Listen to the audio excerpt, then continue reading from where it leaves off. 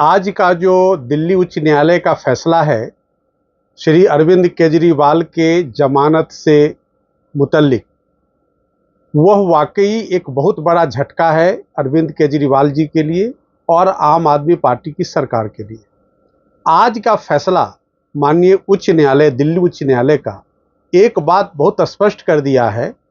कि अरविंद केजरीवाल बुरी तरह से प्रिवेंशन ऑफ मनी लॉन्ड्रिंग के मामले में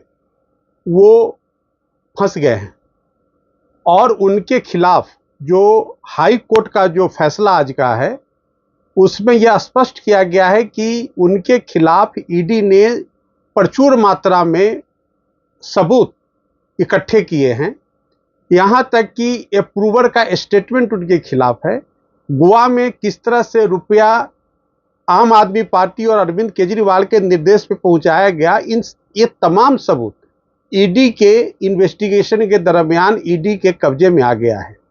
जब इन सारे मुद्दों को ध्यान में रखते हुए आज माननीय उच्च न्यायालय ने उनकी जमानत जो याचिका उनकी थी कि उनको गलत तरीके से अरेस्ट किया गया है, पॉलिटिकली मोटिवेट होकर के अरेस्ट किया गया है, उनके इस दलील को सिरे से दिल्ली उच्च न्यायालय ने खारिज कर दिया।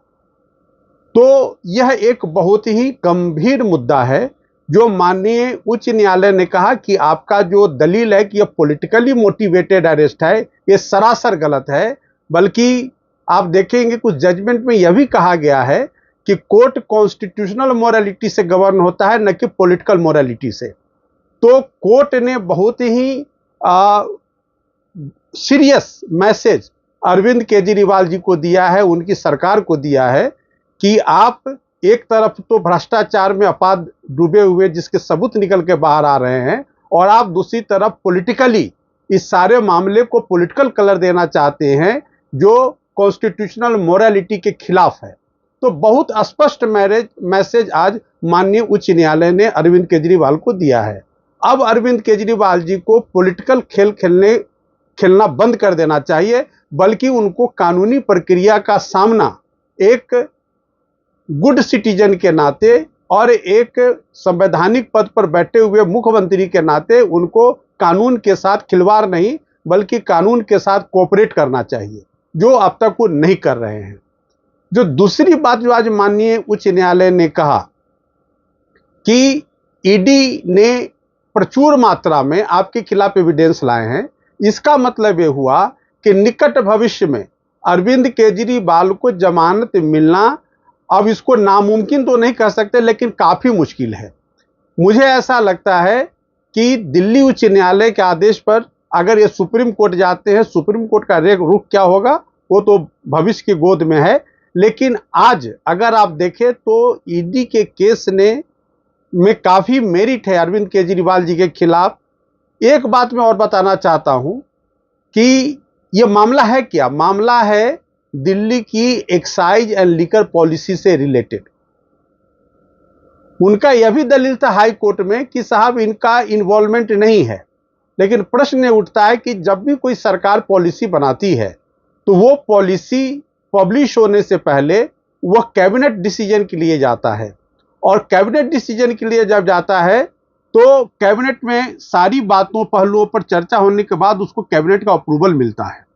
यह संवैधानिक प्रक्रिया है। तो जब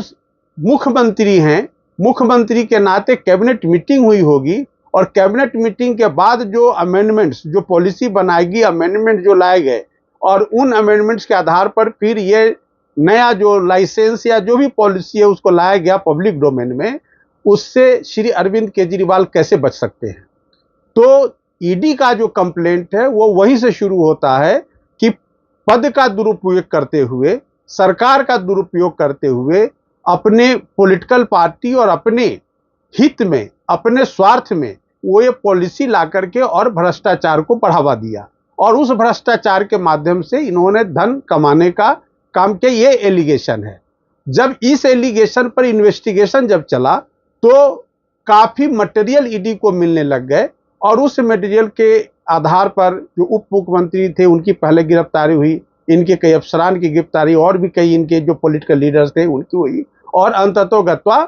अरविंद केजरीवाल की गिरफ्तारी हुई। तो ये कहना कि ये पॉलिटिकली मोटिवेटेड है, ये बुनियादी तौर पर बिल्कुल सरासर गलत है,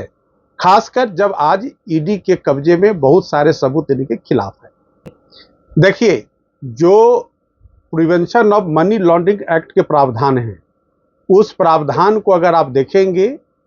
तो उस प्रावधान के आधार पर इनका निकट भविष्य में बेल मिलना काफी मुश्किल है। इन्हें कानूनी तौर पर एक वकील के नाते में बता सकता हूं कि इन्हें कुछ समय और जेल में बिताना पड़ेगा,